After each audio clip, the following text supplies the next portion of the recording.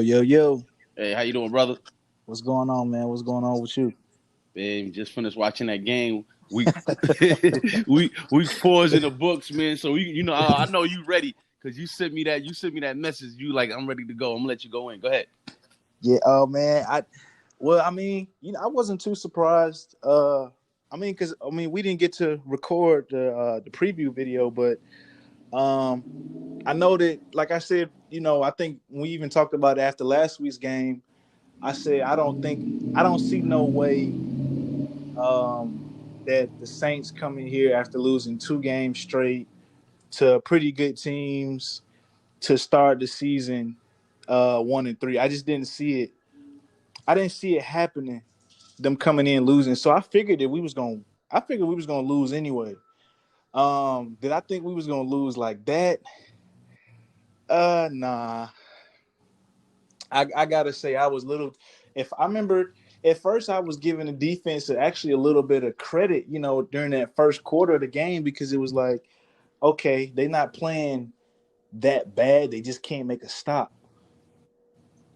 Right. But man, they just got real. I guess they just got real sloppy. They just got. It looked like to me, the game pretty much was over after that pick in the end zone. It was just like, all right, look, the offense started looking flat. The defense just Nick Williams went out with an injury, so it was just like, let's just stop. I you know, I apologize. Excuse me. I gotta say, if we would have did the preview show and I had before the game started, I had the Lions winning the game 34-24. Right. Oh yeah, you did. Yep. So I said I'm gonna roll them just because the Saints had so many Yep. injuries. Yep. I said the Lions can take advantage of this, and this is what they usually do: take advantage of a bad situation and look better what they really Looks are, better. right? Yep. So they came out with the 14-0 lead. I was very surprised. I'm like, hey, this might go how I thought. Yep. Little did I know, and we all knew it was going to flip pretty soon. Yeah. And when that punch in the face came in, it came in really, and that's where It came in as tough, a man. came in tough, and that's where organizations, coaching, Matt Stafford, like you said, I was reading your tweets throughout the game, like elite quarterbacks they don't let that happen. A team might come around and creep back in the game, maybe even take the lead real quick, 17-14. Yeah. You know what I mean? But they always find a way to bounce back, use that as a platform to be like, yo, I'm getting this lead back. Like, you know what I mean? Especially we at home. But I really don't see that with Matt, man. I really don't see that with him, man. Yeah, and I feel like he has to go. I feel like Darrell Bevel's plan initially for the game was to have him come in because I know I had seen a lot on Twitter. They were saying, his deep ball kind of wasn't there. And I really wasn't even too much worried about his deep ball just because he didn't have Kenny Galladay. And just looking at Marvin Jones, you can tell he's taking a step back. He can't really get the same production out of him that you used Yeah, to get. they need to trade Marvin Jones this week. I think you were saying something a couple weeks ago. Maybe somebody has something on the table Oh for him. yeah, They need to get rid of him. this is the bad Yeah. part. This is the bad part about that though. So the Patriots actually were interested in trading for Marvin Jones. I think that was about 2, maybe 3 weeks ago. But I didn't know if you had seen it on my post. I had retweeted it a couple times, but the New England Patriots and the Atlanta Falcons have been pretty much in trade talks for trading Julio Jones over I seen that to too. the I Falcons. seen that. And then I know a lot of the high tier sources said it's pretty much a done deal as long as like Atlanta don't come out and look fabulous. It's pretty much a done deal to get him out of there because he's unhappy. Well, excuse me again. Julio's unhappy or Yeah, Marvin? Julio. Yeah, they said that he's expressed like his unhappiness for the organization. He's expressed that he's pretty much tired of losing. And I mean, um, I think as a great player, that's what you do. He in his prime, and it's not gonna last too much longer. So it's like, hey, get me out of here where I can go and compete somewhere. Because I mean, he's wasting over there, and he's wasting over there in Atlanta. Well, here in Atlanta, here. Right. And I had conversation with people before, and I'm just like Matt Ryan. I got all the respect for Matt Ryan, but I just feel like he's not the quarterback right now for Julio. Not right now for them. And I know I cut him a little bit of slack because I've seen him produce.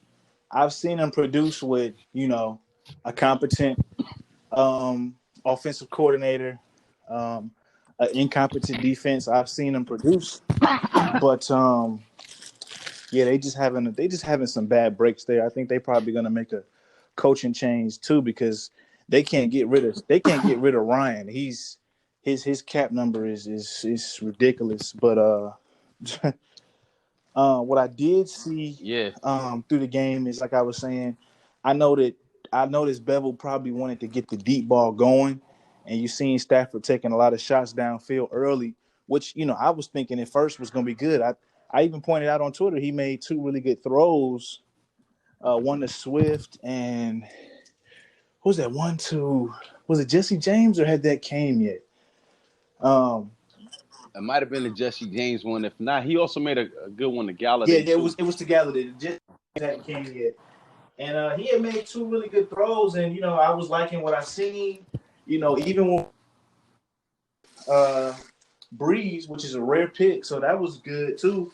Even when we got the pick, I said, okay, look, we got to score a touchdown here. We came back, we scored a touchdown. We didn't kick a field goal.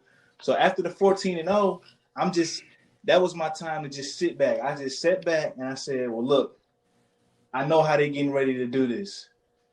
I know how it's getting ready to go down. And it went down exactly. Yeah. It went down exactly like that. After they went down the field the first, when they scored it at 14, I pretty much was like, here it comes. But then, we got the ball. Stafford, he made a couple plays. We got bailed out by a couple.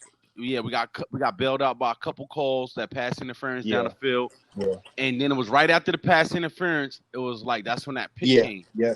And it was just like, you ain't even have to force. I would have even at that time. I would have took 3. Took 3 because it was because you still would have been up, and you would because the way I was looking at it was like, okay, Stafford was getting into his and this is who he this is who he is. You know what I mean? That's why I credit Jim Caldwell so much when he was here, because he took that away. Like everybody was saying, well, he's killing Matt Stafford's deep game, and why is he not allowing Matt Stafford to throw deep?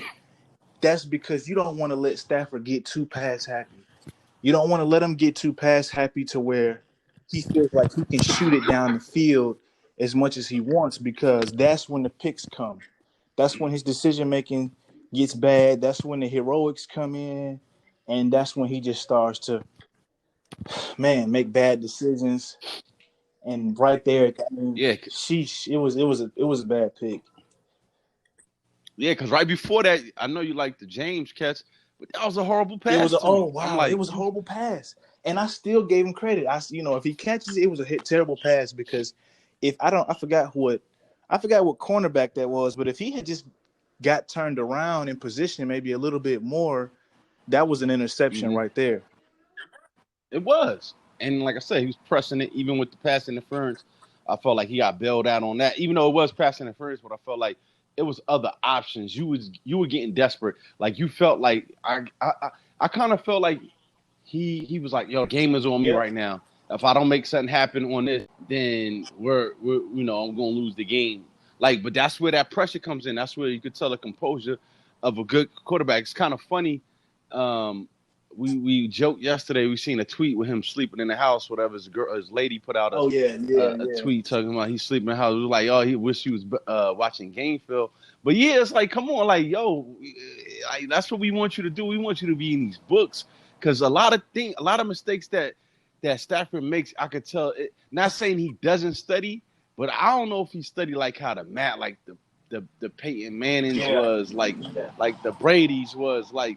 And everybody want to call him such a great quarterback. Yeah, he got a great arm, a cannon. But sometimes I feel, he got a cannon arm. But sometimes I feel like his mind it's I don't know. It's just like I know he's a smart cat, but it's just like sometimes he makes decisions where it just doesn't add up. Yeah. Doesn't add up at all. Yeah, and I think that's what I kind of, because like I said, a lot of people don't remember.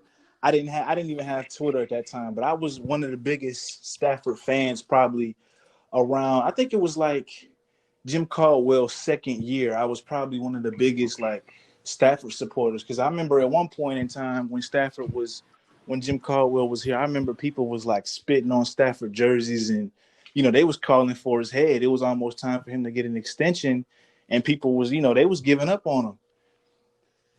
But I was waiting on Right. him to kind of take that leap, like you said, like a Peyton Manning, or Brady, like to take that leap into being a better leader, a better preparer of the game, make better decisions. But it was like he never took it.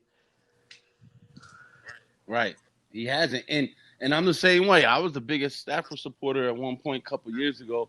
And then it's just to the point now I'm just like, you ain't got it by now, bro. Like it's time to rebuild. You're getting all that money, which is cool. Get your money.